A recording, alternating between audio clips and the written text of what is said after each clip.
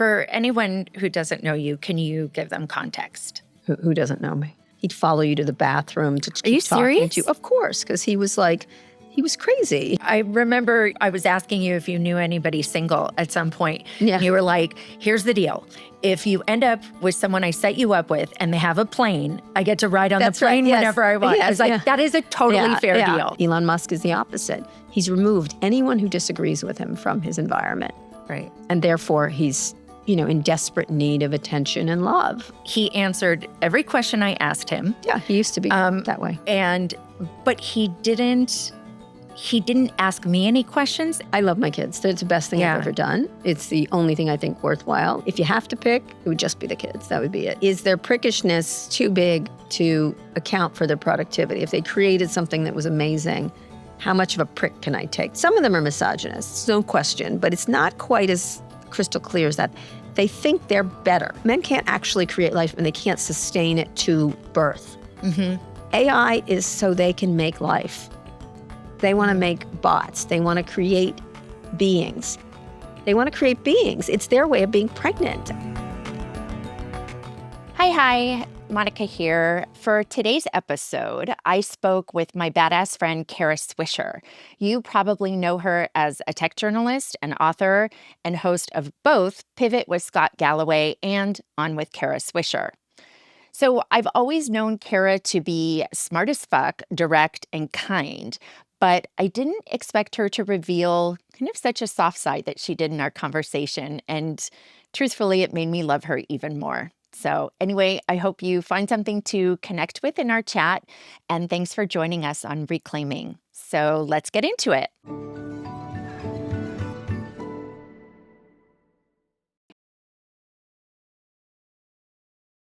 Thank you to our presenting sponsor, Audible. Visit audible.com/reclaiming to find your next listen. Thank you to our sponsor, Reformation. Visit reformation.com to see why they're my go-to for stylish and sustainable fashion.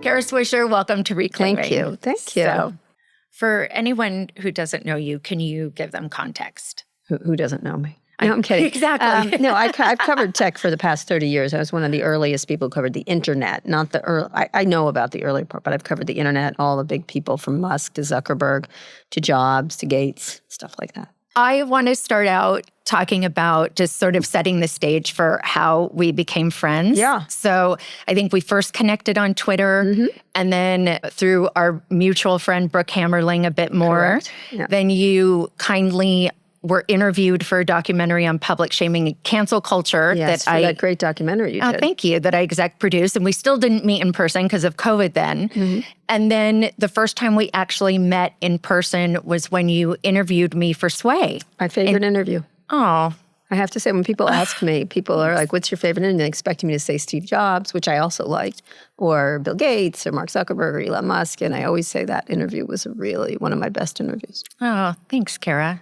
That was, it was special. It was special. I mean, it's funny because I was thinking about how we did it in that music studio. With the weed, and the broken. We did it in Los Angeles when I was there for my conference, and you were very nice because the studio was really janky. It was so janky. Yeah. That's exactly the word that I was using. The microphone smelled like, I think, like a Snoop Dogg.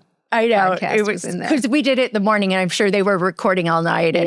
But I realized, too, I was thinking about that it actually might have been a good thing because you were high. It calmed me down. And I was so nervous. I was really nervous. I was terrified to be interviewed by you. Yeah, even though I knew you were kind, but because you're so exacting and intuitive. And I felt like if anybody was going to smell my imposter syndrome, it was going to be you're not you. An imposter is the thing. I know, but it would be harder. I know, but it's that I think I'm an authentic person, but trying to find myself out there as an adult in different ways has been hard. Sure, but look at your record. I mean, it's very easy. Why would I be hard on someone who has handled themselves with such grace? Yeah. So, well, thank you. Well, it's true. You made one mistake, big mistake, but you've acted better than pretty much everybody in this entire time. Never dropped a dime on people, never took advantage of it, did helpful things after. Like you moved to doing the bullying thing. You moved to doing things that were honorable and helpful rather than, you could have gone a lot of different directions. I always think of directions people could have gone in when I do interviews. Like choices they could have made and they didn't, which is, And you were like the directions you were initially thinking about, was it foreign service? Yeah. Yeah. But then you went into journalism. Yes. Right? Not by choice. I mean, I wanted to be in the military, actually, but I was gay at the time. Speaking of Bill Clinton, don't ask, don't tell. Terrible. Yeah. I couldn't be in the military. And so it was a disappointment to me. I wanted to do that. And so it was impossible at the time. It was very different than it is now. And it may go back to that, by the way. But there certainly, if you were gay, even if you were out, it was a problem. And you couldn't be out. I mean, it was ridiculous. The whole thing is set up for ridiculousness. So. No, I remember. I remember. And the height of AIDS and... Yes, right. Not just that. It was there was all kinds of ideas that gay people couldn't keep a secret. It was stupid. It was so stupid. Just the same thing. They couldn't be married. They couldn't have kids, all that stuff, which is... Again, gone now, but Yeah, for now. We'll right, see. as you said. Which certainly can go back easily. Terrifying. They want it to go back. It's part of the many issues of rage these certain Republicans have over what's happened, and that's right up there. Yeah. Well, one of the things that I admire so much about you is that you have sort of a confidence and self-possession in a way, and I think the best example of that is what I think of as the toast story. Will you tell it? Sure. So one of the things I did when I was younger is I really, really wanted to work at the Washington Post, where I ended up working. But I went to Columbia Journalism School, and again, because I was gay, I didn't want to move to the South. That's where a lot of the jobs at newspapers were at the time. And I thought, I'm not going to live a furtive life. I just hated that idea because it's so debilitating to lie, right? Everybody knows that. It's the most debilitating thing. And lie to yourself most of all. And so I was like, I guess I'll start at the top at the Washington Post, but I couldn't get a job. And so the job I got at the time during the Reagan administration was John McLaughlin. Now, I am very liberal, although different. I have different opinions about it because I want to be in the military. I want to be I want to serve. Same. Quite patriotic, right? Very liberal certain that's ways. Why it's so ridiculous to put people in these... Libertarian in others. And It's so dumb to put people in boxes the way we have done now, unfortunately, to all of our detriments. And so I wanted to get into the media, and so I was offered this job at the McLaughlin Group. And he was he started Screamy Cable Television. He was the original. Yeah, I remember. And he had a show where it was like, issue 1, and then they argued. And it was so reductive and stupid, but actually compared to now, it was smart, right? Because he was a smart guy. And so they made public affairs shows like a wrestling match. That was his great insight. And it was a very popular show. And so he needed someone to write his column. He had a column that he wrote for, I forget, one of the magazines. And I ghost wrote it for him, essentially. And then he would sign off on it and add different flourishes. And so I worked also on the show, on the insults, like, because, on a scale of 1 to 10, 10 being nuclear Armageddon, or just different things. I was good with words and I was good with insults. And so I wrote those. And during the time there, it turned out he was a really significant sexual harasser of the old school. Yeah. The chase around the desk type, kind of the obvious one, not the Pete Hegseth type, who was more rapey and creeper kind of thing. This guy was a creeper too, but much more of the old school, like, hey, honey, give me a kiss, that kind of thing. And very aggressive in that room, big guy. And he was that, and he was bothering a woman in the office, which I witnessed and testified against him later. But while I was there, he was also into controlling, whether it was where you were in the office. He'd follow you to the bathroom to keep talking to you. Of course, because he was crazy. He was like, control it's all about control, as you know. And so he would line people up by height and say dust ball, and someone had to get it under the couch. These were all Republicans. I was not, so I never did it. I was always at the end, though, because of the height thing. And not the tall end, the short end. And so he was just really abusive. And one of the things he did is he made everyone in the office, regardless of who they were, including his chief of staff, a really heinous woman, I will say, make toast for him. He liked white buttered toast. No, I like white butter I was toast. just going to say, I like Who doesn't? sourdough, right? Who doesn't like white butter toast? Well toasted, extra butter. Fine. I get it. And I get it if he had a secretary, I guess, fine. I don't have people make toast for me. But he tried to get me to make him toast. And it was a thing. And I said, I'm not making you toast. And he goes, everyone in this office makes me toast. And I said, well, not me. I have a graduate degree in journalism, and so I'm not going to do it.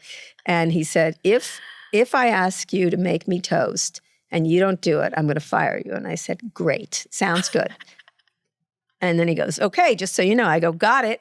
He never asked me to make him toast. It was really interesting. It was just, he wanted to know that he could. And I was like, I'm fine with that. Yeah. Seems like fair. Was that a moment for you where you sort of first saw your ability? No, I had it before. I did it my whole life. I don't know where it comes from. I mean, I walked out of 4th grade. Wow. Why? Because I had read it. I was in the principal's office. My mother came in. She's like, why did you leave? I said, because I already learned that. And I was like, I'm bored. I need to leave. And I think I did that from the get-go.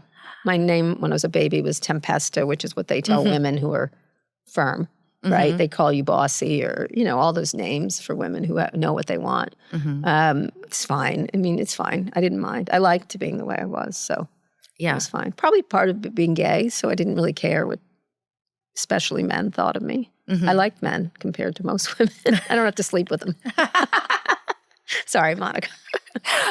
I know. Yeah. That's your weakness. Yes, exactly. Yeah. Exactly. Well, you definitely, you have lots of superpowers. And I think one of the other things that's so interesting about you is that you're sort of this modern day Cassandra, for what's happening in technology. Yeah. Like I'm so sorry to be right. Yeah, that I exactly. am. I was, exactly. Yeah. But I think it was like, in the 90s, you predicted sort of the digitization of media, right? You had a saying of something. Everything that can be digitized will be digitized. Yeah, is what exactly. I wrote. And then you told Mark Zuckerberg that Facebook, right? That there was like Facebook could be used as a propaganda machine and foreign. See, but that was, if I had been a CIA agent, this is what I would have done. I'm a good, it's not that I have a superpower, it's that I'm a good history major, I guess. Because you could watch, if you studied communications even for a second, you understood that every major communication system had a weapon tool kind of dichotomy. And so it was sort of easy. It's like putting together a puzzle, which is what I would have done if I was an analyst for the CIA or anything else. You just look at all the facts and then you're like, here's what I think is going to happen. And I've been more right than wrong. And, just recently with Elon, I said he's going to be dangerous. He's going to be a Trump supporter. He's going to be this. And, at the time, actually last year when I said when he was going, I'm a neutral party, blah, blah, blah. I was like, no, he's going to back Trump and he's got to pay for it because he's in big trouble if not. And he did. He invested $118 million, and he's worth $77 billion more. So excellent investment. Wow. Including Twitter now, which looked like a bad investment, but now looks like a good one because it's not about Twitter. It's about influence and power. Yeah. He's playing what do they say? It's like chess on 12 levels? Not really. I think he just understands his existential crisis if Kamala Harris became the president. I think that was something he was quite aware of. Okay. Although I doubt she would have gone after him the way he's going to be going after people. Interesting. See, everything these people say, every accusation is a confession with someone like that. Wait, say that again? Every accusation is a confession. He was tweeting out, they're going to jail me in the Harris administration. And then right after the election, we're going to jail mayors. We're going to jail, Alexander Vindman should be jailed for treason. Their accusations are confessions of what they want to do, often and always. Not just Elon, but Trump and the rest of them. Yeah. It's So I listen to their accusations quite a bit because it means something about them. So we're in this what the fuck moment now. Can you give me 2 or 3 predictions of what you see coming down the pike now that Trump's president? A lot of the same, actually. One, more propaganda to try to control certain populations and convince people that bad things aren't bad, and the uses of AI and other manipulative means to do it.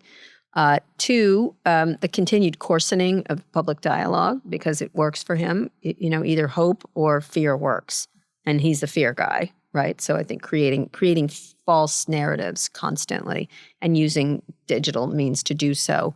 And eventually I think tech companies will reign ascendant in this period. He will not pull them back as much as he has a proclivity to want to do that.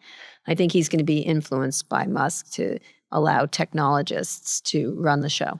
What I sort of wonder, just because, as you mentioned before when we were talking just briefly, I've done a fair amount of work in the anti-bullying space. Yeah. And so I'm so disheartened at this moment, and at the same time feel like, okay, if the kind of work we can do helps one kid, then, Sure. Right?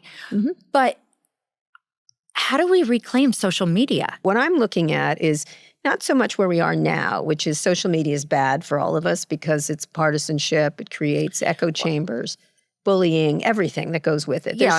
There are some good parts of it. Yeah, there's some very good parts of it. Very good parts of it. But mostly it's negative. Right. I mean, do you have thoughts yet about what we can do to preserve it, to bring back? Well, it didn't come back. You're saying bring back what? It was never good. No, I think there was a sense. I think there was always the potential for community. Right. And I also think not only community, but I think that there's, there's a sense of empathy in a way that can be fostered by seeing and understanding other cultures, by hearing more stories. That's correct. That was the dream of, say, an AOL. Like one of my first things in the book is a bunch of quilters who had never met, and they liked quilting in their own community, but then they met and formed friendships, and then they made a quilt. That's a beautiful thing. Often it's not. It's to anger and upset people, because one of the things I also say in the book is enragement equals engagement, right? Yeah, it works better than empathy. Empathy does not equal engagement necessarily. It can, but it does. But it's rare. Like the ice better. bucket challenge, yes, I think was something that but for every one of those, there's 10 really terrible examples. One of the things I wanted to ask you about was around these early experiences you had in your family. And you wrote this really incredible article in 1989 for the Washington Post. And there's this quote from there. And I thought maybe you want to read it. Sure. Oh, this is lovely. I can easily recall sitting on the bathroom floor under the sink as my father shaved in the mornings. I used to put my cheek up against the pipe because the warmth of the water rushing down, it was comforting to me. The soft hairs of my father's legs trapped bits of water from the steamy air of the bathroom, and as he shifted his legs, suddenly releasing the drops as he moved. It amazes me that I can recount those times so easily, but not the last night he said goodbye to me.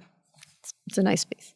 It's funny what you remember, right? In the digital world, everything is remembered. But in there, you have bits and pieces of information. And how old were you? 5. 5. Just turned 5 when he died. Yeah. Yeah. And it was, and what hit it? What was the, what He had an aneurysm. Okay. And he had a bunch of things that he didn't know he had, and it just hit. He had a headache, went to sleep, didn't wake up, essentially. He woke up briefly when he was in the hospital, but I didn't see him. I didn't see him after that night. Wow. And then when he woke up, because of the damage at the time, today would have been a very different story. He probably would have recovered. But then they had very little knowledge of what was happening or ability to do anything about it. They knew about what was happening. And so he had lost much of his brain function. So he would have been a vegetable or akin to that. At one point he woke up and kept calling my mother pretty lady. He went back, he reverted to childhood, which was interesting. I mean, what's known about the brain is such an incredibly complex and beautiful. And one of your brothers became a doctor? Yes, right? He became exactly. Because for that reason? Or? I guess, yeah. He had an opportunity to work at early Microsoft. He probably should have taken that job because all his friends who did now own islands in different places. But he became an anesthesiologist like my dad. My dad was in the Navy. He was poor or middle class and wasn't able to pay for college. And so the Navy paid for college for him. And then he got out at 34 after he'd served the time because it paid for college and medical school. And so he then had to serve, 10 years. And when he got out, he had a great job, his first big job, bought his first big house, it was the head of anesthesia at Brooklyn Jewish in New York, and just died. Right then, right as he started. Home? Yeah, well, no, he didn't. He had the aneurysm at home, and then they took him away, and we didn't see him again. My mom did, but he died very soon after. Do you wish you had seen him again? Probably not. I wouldn't have remembered. That's what kills me about memories. You have bits and pieces of them. That's something I would love to figure out if you could access those memories. I've thought about being hypnotized and stuff like that, but I think you can't. I think it's like a computer. It just the memories just flush out. I think if they probably have an emotional charge or a trauma to them, they're probably still in there somewhere. I guess. I think. But are they accurate? What are you Yeah. seeing? There's a lot of really interesting science fiction. I've interviewed several authors because it fascinates me, this idea of figuring out what you can see. And there's Welcome to the Dollhouse author Jennifer Egan. She had another book. And her book was about a tech person who creates a way that you can store memories and access them and see them. And the only way you get access to other people's memories is if you store yours with them, so other people can see your memories. Oh, interesting. And so this, in part of the book, which was really interesting, I love this concept. And would you do it? Would you want to know those memories, right? Yeah. And so one of the things is this one girl has a day, her favorite day with her dad. And she goes back and sees it. And she's like, oh, what a wonderful day. And then she accesses her father's memory. And it is not a happy day for him. And she sees him, what he thought of that day, which was not good. Yeah. And so that was devastating to her. Like, do you really want to know what people thought of things? I mean, so interesting. I don't know if you'd want to re-experience lots of things. I don't want to derail us too much, but I had a really unique experience when we were filming a documentary on for the 20-year of the 20-year anniversary of the impeachment. Right. And the director of the doc had FOIA'd some video. And so they had found this video from when my family and I had gone to a radio address. And so I had a very clear memory of that day. And then they asked me to watch the footage. And I realized in that gap between hearing about the footage and watching it that I thought, what am I going to do? What the fuck if it's not how I remembered it? It's not. Right? Actually, but it was. It was. Okay, well, you have a good memory so then. Yeah. I was just, but it was just so interesting because that's such an unusual experience, right? To hold a memory and then. But now we have digital memories of everything now. Right. Just think of all the pictures and the photos and the videos that people take of each other.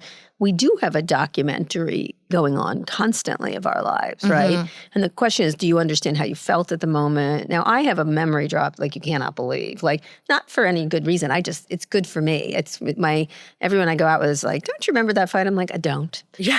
And they're like, I remember it. I'm like, well, I don't. Like, I just out of my brain. And I'm like, I don't know. Was I mad at you? I don't remember. Right. And, it's a running joke about people I've gone out with. Like, I don't remember. Don't you remember this was a fight? I'm like, can't recall. And it's good. It's healthy. Do you think some of that comes from what you experienced with your dad's passing? Yeah, there's a theory of people whose parents have died at a young age or experienced trauma at a young age. So when you're a young person, very young, and one of your parents dies, half the people you know die, right? If you think about your relationship to young kids, you don't have a lot of contemporaries at 5 years old, right? And so imagine half of your friends dying. So if that happened and you sort of form, it's called highly functional. My brothers and I are highly functional. That's how I would describe us, actually. And the worst thing in the world happened, and then you survived.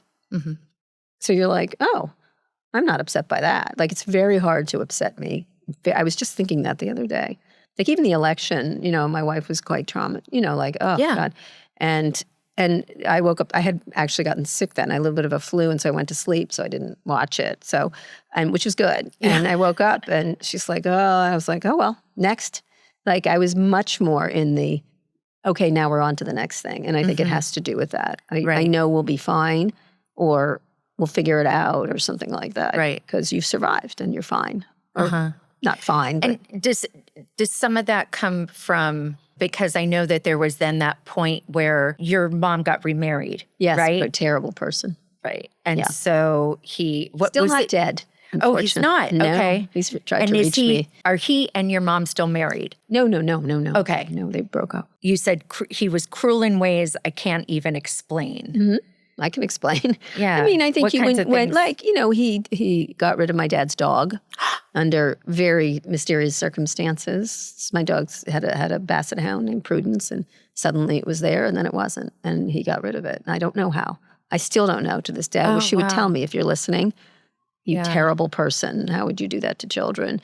Now that I have children, I literally, if I could like hunt him on the savannah, I would, like that kind of thing. I think that,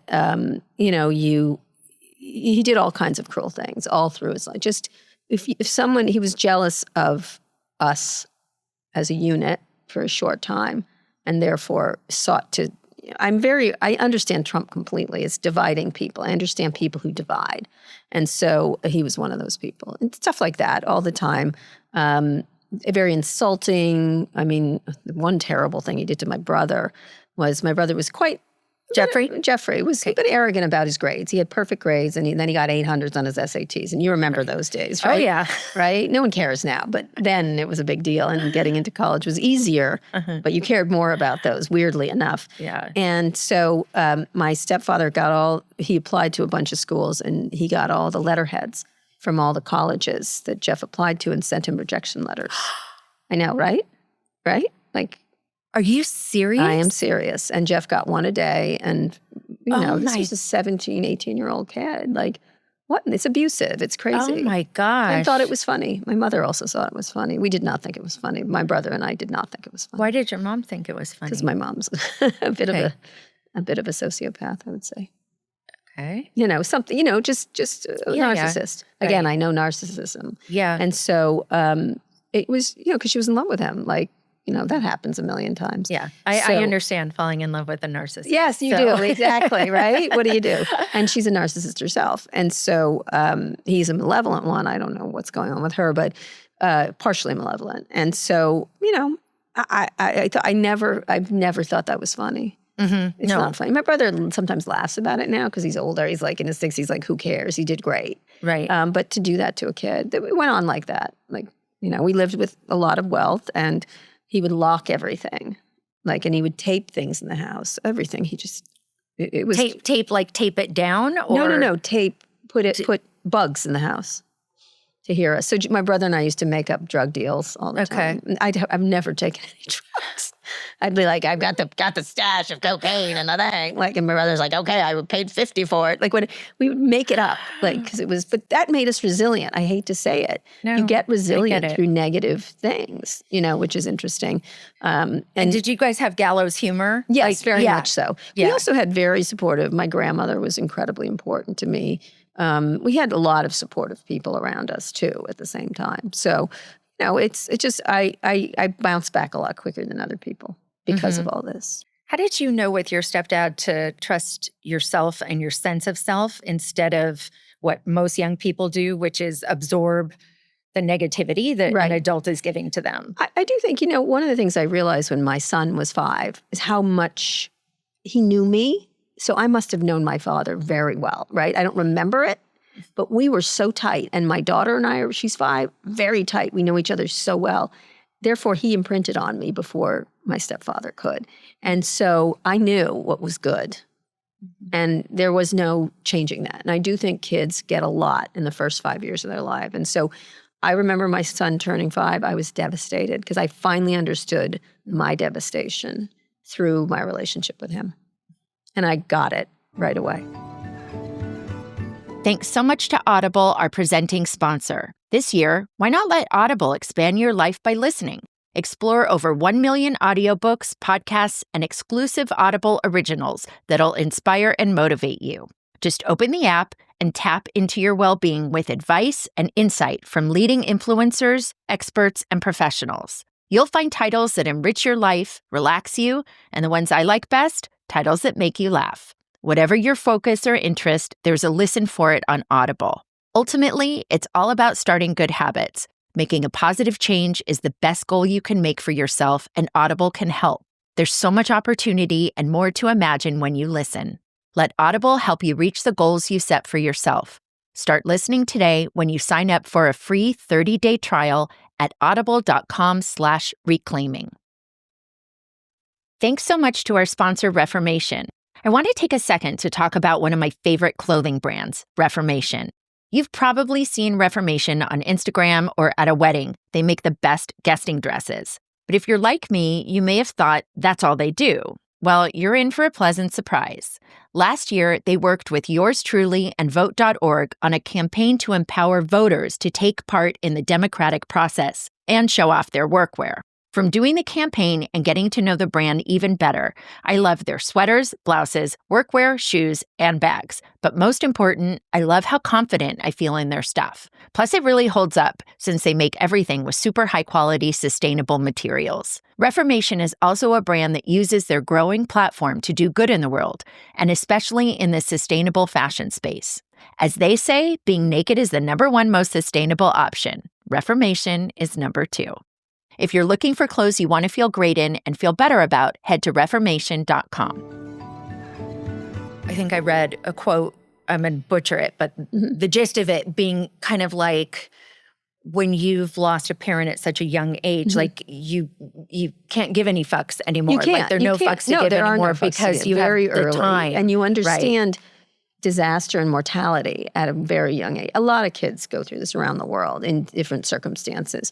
And another thing that I think about a lot is mortality. I think about it all the time. Death is something that's ever present. I respond to it well. And I'm very aware of how short time we have on this planet, even if we live a long life. And so everything I do when I'm doing something and I sort of don't like it, I'm like, oh, I'll be dead in 50 years. I'm leaving. Right. Like I have a very good decisive thing. Like I was in a job I didn't like. I sort of liked it. It was a very high profile one. And everyone's like, oh, you have to stay. I'm like, I really just don't like it. I don't like these people. And I decided to go. Like I do that very quickly. I make decisions very, very quickly. And the person at this place was asking me why I was leaving because it was a high profile job. And I said, just me. And I was trying to be polite as I can. I'm not very polite. I'm not impolite. I just am honest, I guess. And they said, why are you leaving? And I said, oh, all right, if you want to know. And I said, okay, tell me. And I go, I don't want to talk to you anymore. And they're like, what? And I said, I have, so many minutes on this earth. And right now I'm wasting them on talking to you. And I just don't want to talk to you anymore, ever. And they're like, wow. And I'm like, yeah. That's really it. I'm tired of talking to you. And I haven't talked to them since. Wow. I feel good about it. Okay. Yeah. And how do you... I like talking to you. You're not wasting my time. Oh, good. Well, thank you. But I won't waste my time. I walk out of things. I'm like, I have to go now. I'll try to not piss you off. No, you don't. It's not pissed off. It's like literally I'm aware of how many minutes. Right. Yeah. I always say to my kids, whenever they're super slow in getting to school, like putting their shoes on takes 10, 15 years. And I often go, tick-tock, tick-tock. Minutes of my life are ticking away, and we're still putting on our shoes. Yeah, like let's get going, and they laugh about it. And so they always go tick-tock to me. It was interesting. I read somewhere this sentence or statement, whatever, about that we never know when our last breath is. We don't. And I just thought that sort of reframed. Yeah. I have an app on my phone called We Croak, which I love. It's a little frog. Croak? We Croak. It's my favorite app on my phone. Look, there's one coming in. It has a little frog on it. In Bhutan, if you think about death 5 times a day, you're happier. Because you're like, oh, I'm going to die. So I'm going to do this. I'm going to not do this. I'm going to make better choices. I mean, is it jujitsuing, like how people experience death? It's a Buddhist thing. Like you realize that everything is ephemeral, right? That ultimately everything. Like I've never been a money person. I was offered a lot of I would have been very wealthy. And I just didn't want to be with those people. And I know it sounds dumb. I make enough money. Like you don't need 10 billion. Yeah. If you have enough. I remember I was asking you if you knew anybody single at some point. Yeah. You were like, here's the deal. If you end up with someone I set you up with and they have a plane, I get to ride on the plane whenever I want. I was like, that is a totally fair deal. Yeah. I did the Succession podcast. Okay. And one of the great things about Succession, the writers on all these theater writers, there's a lot going on there if you rewatch it. Actually. Yes. But one of the things they did really well was create, and I have witnessed this with all the billionaires. I know so many billionaires.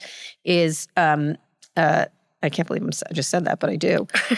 But one of the things they do, the people's worlds got smaller and smaller and more. So it's Kashmir prison.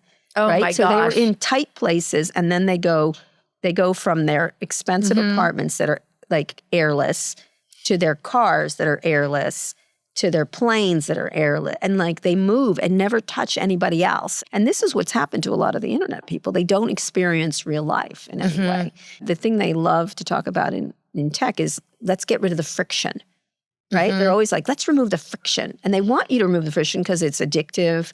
Frictionless environments are addictive, and you need friction in life. to be a good person, to be an alive person. But why do you think that is? Because it creates, edges are important because it stops you and it makes you. One of my favorite books is The Trial by Franz Kafka, and everyone thinks it's about communism, but it's not. It is not. It's about existential crisis, right, and where you are. And the first line was someone must have been telling lies about Joseph K. because he was arrested one fine morning, something like that. The word arrest means to stop. It's about God stopping him. And the last image is of someone trying to get him to stop, and he never does, this character. And I just think you have to stop sometimes, and you have to pay attention. And if you're in this wealthy environment, you just don't, because everything is brought to you, everything is comfortable, no one disagrees with you, and you become a warped version of yourself unless you have incredible character. Elon Musk is the opposite. He's removed anyone who disagrees with him from his environment. Right. And therefore, he's, in desperate need of attention and love. He sent you an email, right? Yeah. What was the You're subject? an asshole. Because I disagreed with him. In fact, in that instance, I had agreed with him, but he was so far gone that he thought any sense of tweeting something where I agreed with him of someone that disagreed with him was disagreeable. It was crazy. Yeah. I've only met him once, but I was seated next to him at the Vanity Fair Oscar dinner one year. So this was pre-pandemic. Yep. And I remember that one. Yeah. And it was he was single then. He was. He asked me if I knew anyone to fix him up with, and I said no, because I thought he was nuts. But here's what was really interesting to me. This was pre-being the richest man in the world. He wasn't right at the time. No. This must have been 2018. I remember. And so he, it was so interesting because he answered every question I asked him. Yeah, he used to be that way. But he didn't ask me any questions, and it's not. like a really long dinner. Yeah. So I basically took to just pretending he asked me the question. I asked him back, and then I answered. Oh, wow. Because I was like, I don't know how to have a conversation this way. Yeah. So, I mean, I had asked him about, like, if he hadn't become Elon Musk and Tesla and all that, what would he have wanted to be? And so he said a science fiction writer. Yeah, he loves science fiction. Yeah, so he said he used to write it when he was younger. He did. But it's he just has a great knowledge base in that area. And video games and things. He's quite good at video games. But yeah, I think, Do you feel like you sort of got like went to a Jedi school for these kinds of Elon Musks and others? What? Yeah, from your stepdad. Possibly. Yes, it's interesting. I don't know if it was from there or just the way I was, because I was never impressed by anyone unless they're impressive. Like I will treat a janitor like I'll treat a billionaire. Right. Just depending on the person. And by the way, there can be a lot of jerky janitors and a lot of nice billionaires. Like I don't assume anything about them, except that if you're very wealthy, you do have a lot of yes people around you. Yeah. One of the things I think that surprised me in reading your book is that I now knew you, so I knew you to be kind, but there's sort of a mushy part to you as a parent, which was a little surprising to me, I think. Yeah. Like I knew you loved your kids, but there's a real... I love my kids. It's the best thing I've ever done. It's the only thing I think worthwhile. If I had to pick, you don't have to stack rank things in life, but if they said, if you have to pick, it would just be the kids. That would be it. Really? I've had a great career. I like my career, by the way. And I think it's great. And so I think just having them, I've always wanted to have kids since I was very young. I bought, as I wrote in the book, I bought a onesie when I was in college because I was like, and being gay and having kids at the time was not something you thought you could do. So that was another thing. You'd have to get married if you wanted to have kids. And so I was very much intent on having children. And I don't know why. I just always thought I would be a good parent, and I think I am. And I wanted a lot of kids. And so when I got remarried, and Amanda was like, well, here's the thing. I want to have kids. I'm like, great. One of the regrets, I don't have very many regrets. I don't have almost any except for this one, which was I wish I'd gotten pregnant again. I liked being pregnant. I loved it, actually. It was one of the best experiences I've ever had. I know a lot of women don't, but I did. What did you love about it? It was so cool. It was so cool to have something moving inside you. Like, I wish men could experience it. They'd be a lot nicer these days. Just the creating of life was really astonishing. It's a miracle. You got to know your body better than you ever did. You understood it a little in a different way that I hadn't. We're so out of our body now, and in that case, you're forced into your body. I learned lots of different things, negative and positive. At the time when I was getting pregnant, I bought a bunch of sperm and I went to visit one doctor. It was a man, and he was like, geriatric pregnancy is what they call it. I'm like, excuse. I pay attention to words. I was like, excuse me? Oh, well, you worked so much that now you might not get pregnant. I was like, go fuck yourself. And I got pregnant the first time. We ran this thing like it was a space launch. Like nothing's going wrong. And it was so offensive to me that I was like, revenge pregnancy. I'm going to get pregnant right away. And I did. And now I own a ton of sperm that I don't know what to do with. Same thing with my ex-wife. She got pregnant first time. Yeah. I froze my eggs. Oh, you did? So, yeah. And I did, and my doctor had me do, and I did around, or we used some of the eggs and made embryos. And that whole process of buying jizz on the internet is at the time it was so not easy. weird. I did it the old-fashioned way. I did it the old-fashioned way, just a IUI. And but it was just great. I liked it. I was like a little Pippo. I liked Louis kicking me. One thing I used to love to do is I love Law and Order. So I watch it all the time. It relaxes me. And the dung-dung, that noise. So I was huge, and I put a sandwich on my belly because it's a great place to put a sandwich when I was watching because it was big. And every time there'd be a dung-dung, Louis would turn. And I would love it. I'd be like so amazed by it. What happens now if he hears I don't think he knows that. I think that's an experiment to do. Yes. To watch Law and Order with him and see if he twitches or something. No, he doesn't. He doesn't. But I was amused by the entire thing. So yeah. It's because you talked a bit in the book too about how your experiences. Sorry, I keep going back to when you were younger, but it's super fascinating to me. Yeah. Even though you were 5 and I was 24 when but this idea of disruption in these in those traumatic events that put you on a different path. That was it. That was the one. It changes everything. It changes everything. And it changes. I really think I'm successful because of it, even though I think I probably would have been less successful had my dad lived. Right. Because I would have felt safer. But feeling unsafe is not, understanding lack of safety is a terrible way to learn things, but you learn them quick. And you also learn that you can put one foot in front of the other. I think that's the thing. And you have limited time, all those together. And then later when I had my own stroke, it was further emphasized that, guess what? Yeah. Anything can happen at any time. I'm very aware of randomness. I'm very aware of death. I'm very aware of chaos. And I'm comfortable with it. Yeah. So. You have a tattoo, right? With I have chaos? Several. Yeah. Okay. I was so surprised. I did not peg you as a tattoo woman. A lot. So does my son. Okay. So I have one over here that I don't like. It's a ginkgo leaf.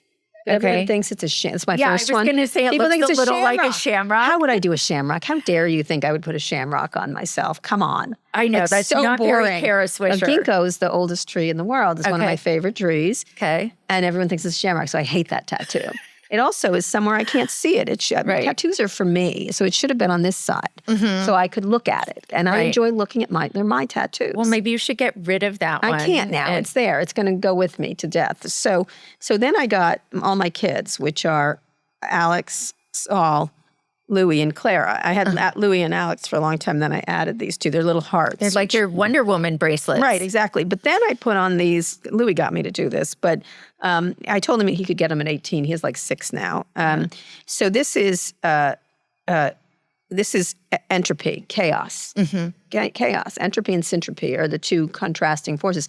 As everything is destroyed, it is created. So this idea that everything's on its way to something else is a really comforting feeling. Like every cell of your body is going to be an apple someday or whatever. I'm totally aware. Eating the worm of a fish, that king story or whatever. So everything that's destroyed gets created into something else. And so the world is constantly pulling between creation and destruction. Indian, Ganesh is like this. There's all kinds of stuff like that. And that appeals to me. The idea of it'll be okay long after we're gone. This will become this will become that. And it's a very comforting. If you're not religious, it's very comforting. I'm not religious. How did that devastating loss when you were so young end up becoming something that was like a superpower for you? I think you're not going to like the answer. I don't think it is a superpower. I think the loss is the loss. And I have never recovered from it. I think of my dad every day. I understand the giant hole it left. And I've talked to a lot of people who have lost a parent or a parent who has lost their partner and then the kids are young and they're like, what what can we do? And I said, nothing.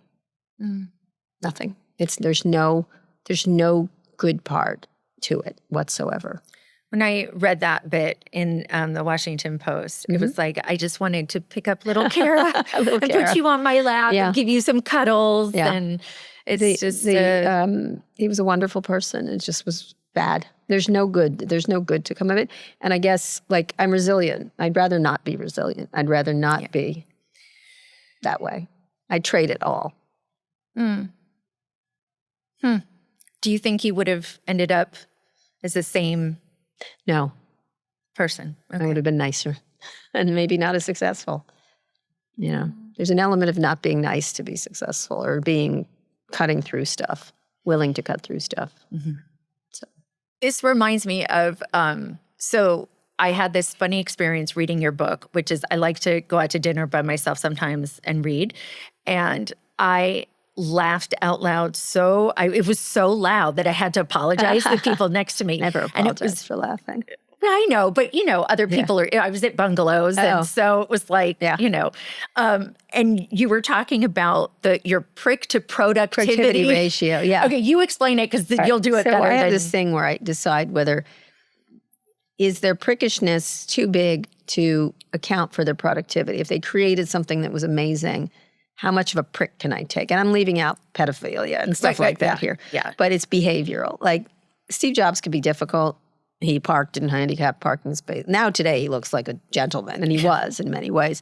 But he was heavy on privacy. He created all these amazing products. So he has he wins on productivity versus prick, right? His prickishness was not so bad. Other people's prickishness can go up and their productivity goes down. And so I just would do that. And that would be my justification for speaking to them.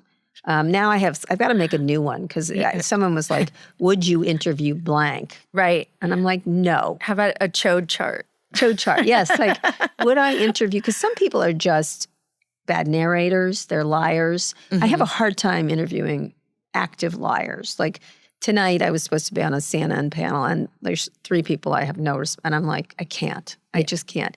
And they were like, you're good. You're good at slapping them down. I'm like, I'm mad that I'm good at that. I don't want to be that. I don't to be it's like, you're good at shooting people. I'm like, don't want to shoot anybody. Like, would prefer, I know I am actually. And so I get claps for slapping down bad people. With all the discussion about men and the men in technology in Silicon Valley, what do you think the tech world, and in particular social media, would look like if we had women, if it had been run by women? Well, it's interesting because it's a very misogynistic. It's not even misogynistic. It's not anti-women. It's no women. It's different. Like, some of them are misogynists, no question, but it's not quite as crystal clear as that.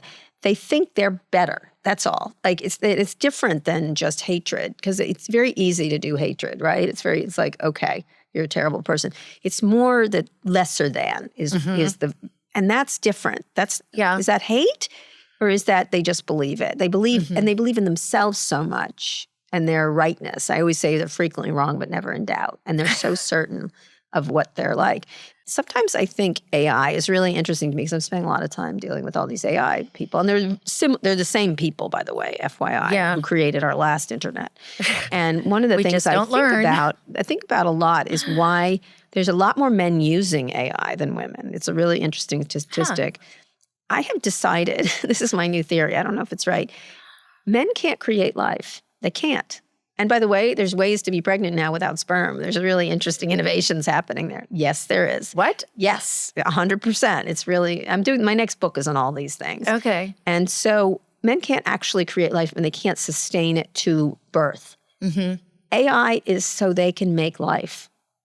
They want to make bots. They want to create beings. It's their way of being pregnant. I know it sounds crazy, but I think about it. But is it also, but then also about the control? That's correct. Okay.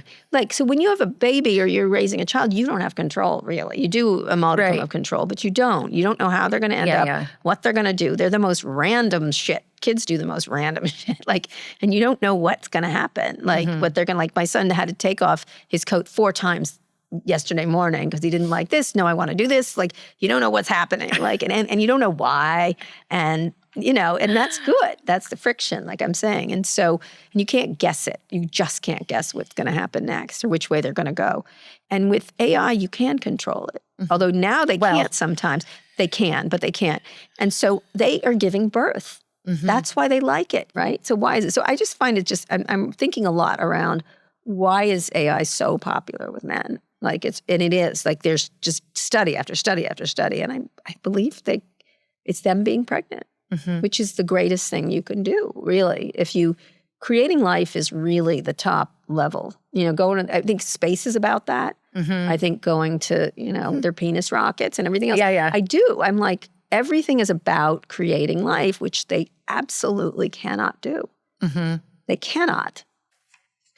What is something that you have lost that you would like to find or reclaim or recreate? And it could be a physical object, a place, or a part of your identity. Oh, it would have to be my dad.